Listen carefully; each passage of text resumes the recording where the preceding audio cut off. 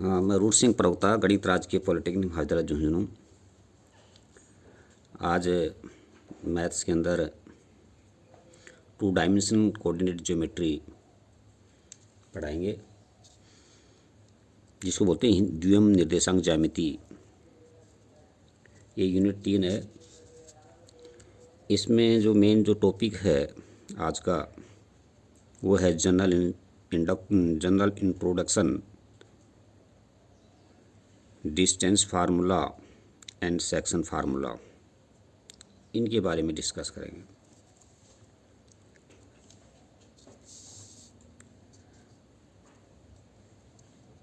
ज्यामिति की उस शाखा को निर्देशांक ज्यामिति कहते हैं जिसमें समतल पर स्थित किसी बिंदु की स्थिति 2 संख्याओं द्वारा प्रकट की जाती है और इस संख्या को उस बिंदु के निर्देशांक कहते हैं।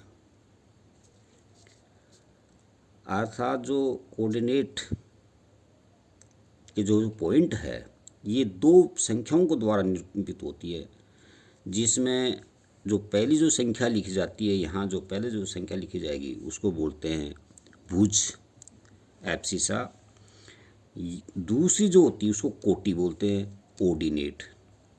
अर्थात इस पॉइंट को कैसे लिखा जाता है? पॉइंट एक ब्रैकेट के अंदर x, y, ये इस पॉइंट को डिनोट करता है।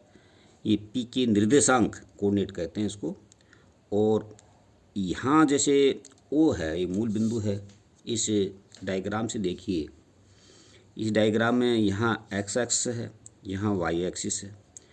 अब ये P पॉइंट है यहाँ, तो इस P पॉइंट जो x एक्सिस पर ये जो x हो गया और ये y के डायरेक्शन पर उसे कितना दूर है वो y हो गया। तो यहाँ जो पॉइंट बनेगा x y का बन जाता है।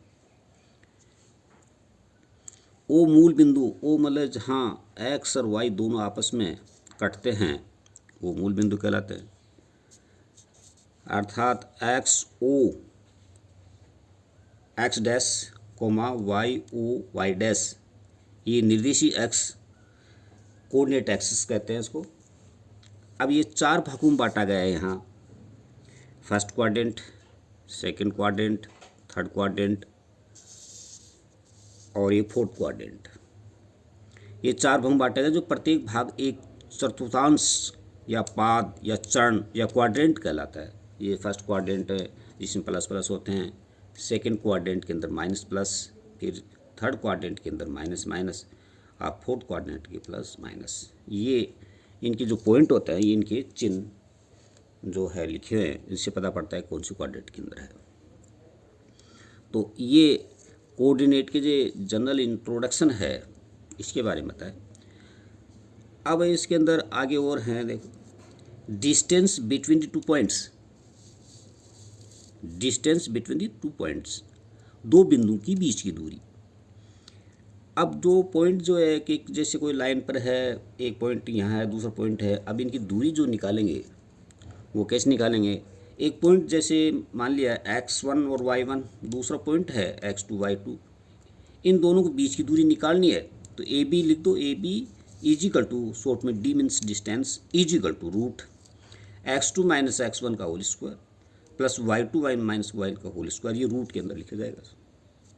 तो 2 बिंदु की दूरी ज्ञात करने के लिए दोनों पॉइंटों में को यहाँ मतलब ये x वाले का डिफरेंस और y वाले का डिफरेंस का होल स्क्वायर करके रूट लगाते हैं, तो उसकी दूरी का ये बीच की दूरी कहा जाएगा। फिर है नेक्स्ट डिवीजन और सेक्शन फार्मूला, विभाजन या अंतःखंड सूत्र, डिवीजन और सेक्शन फार्मूला। अब ये डिवीजन और सेक्शन फार्मूला में क्या होता है, इसमें किसी चीज़ का पॉइंट निकाला जाता है।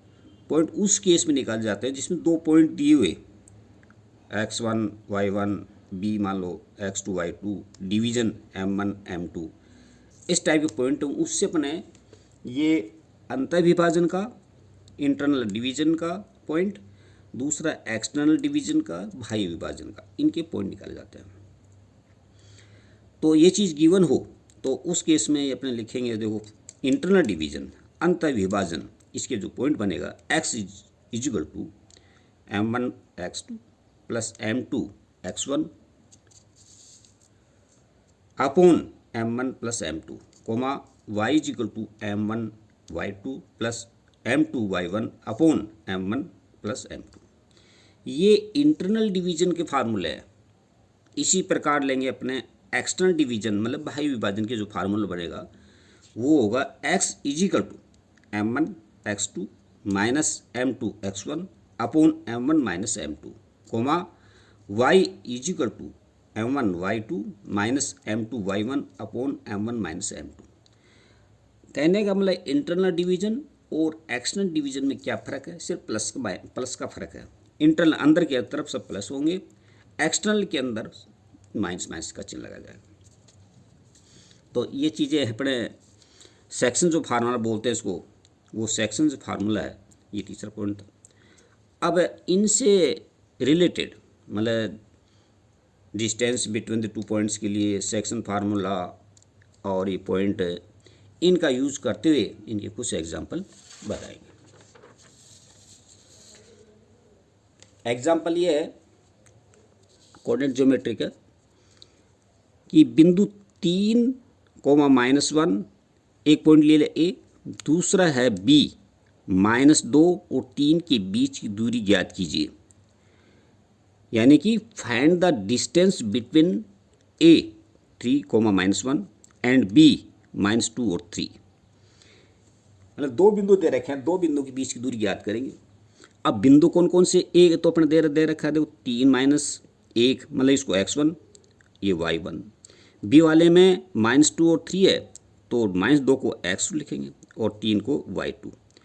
कहने का मतलब अपना x1 और y1 हो गया, x2 और y2 हो गया।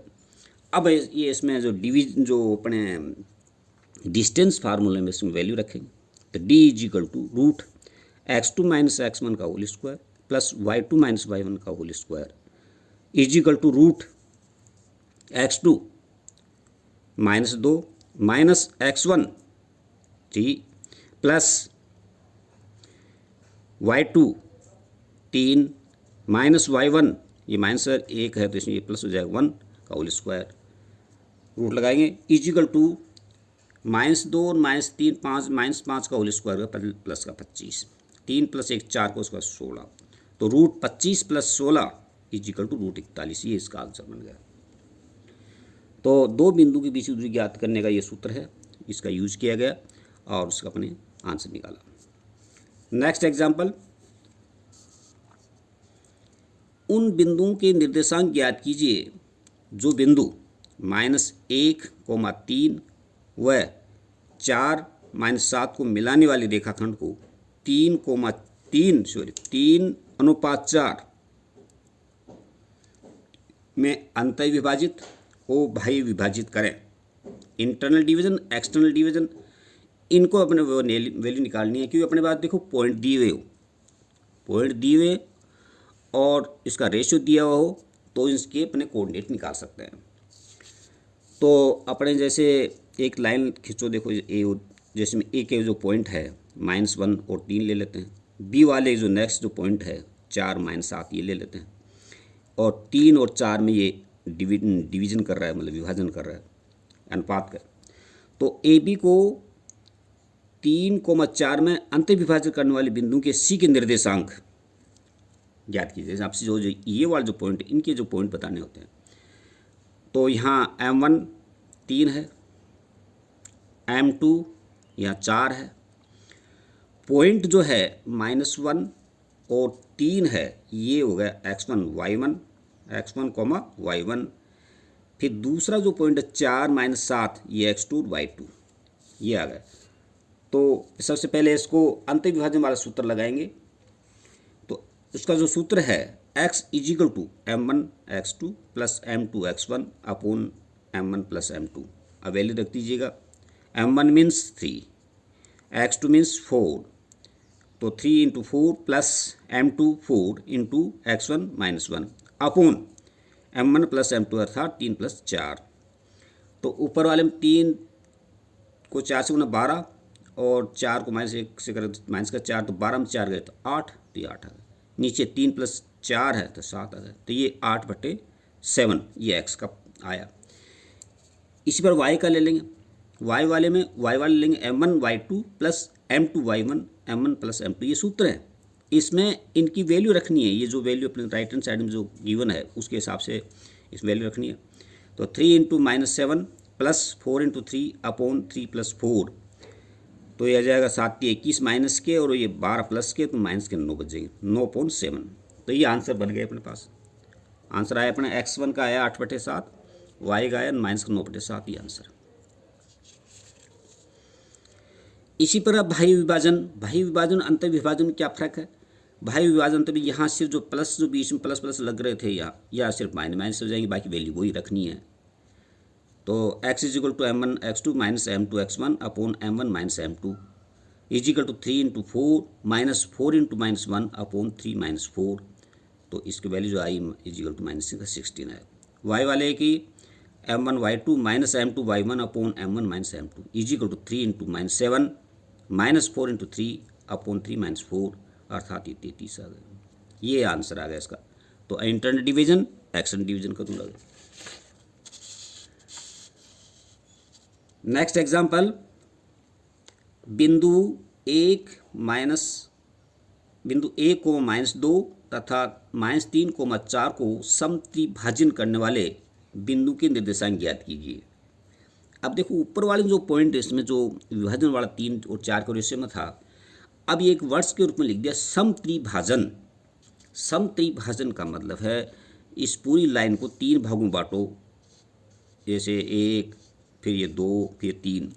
अब समत्रिभाजन करने के लिए सबसे इसका जो रेशियो जो बनता है, सबसे पहले 1 लो, 1 रेशियो बचा, कितना रेशियो 2 बचा, तो 1 रेशियो 2 हो गया। या उसका इधर से करते हैं, इधर से ही ले लेते हैं, यहाँ तक 2, तो 2 रेशियो हो गया, यहाँ बचा 1, तो 2:1।